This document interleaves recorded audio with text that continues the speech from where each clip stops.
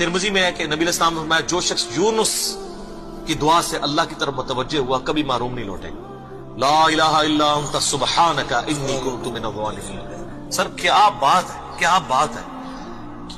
ये सय्यदुल इस्तिग़फ़ार है। दुनिया में अपनी कमजोरी अपने रब के सामने मांगने के लिए बेस्ट अल्फाज, आसान तरीन, मुख्तसर तरीन यही है, ला इलाहा इल्ला अंत, अल्लाह तेरे सिवा कोई माबूद नहीं, सुब्हानक, तू तो पाक है, तू गलती नहीं करेगा, इन्नी कुन्तु मिनज़ ज़ालिमीन, मैं तो गलती करूंगा, मैं तो इंसान हूं ना, तो बस माफ कर दे।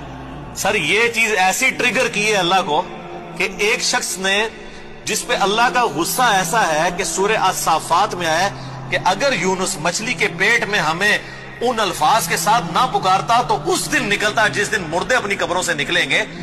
इतने गुस्से वाले मामले में भी वो गुस्सा ऐसा ठंडा हुआ। वो कौन सी दुआ थी?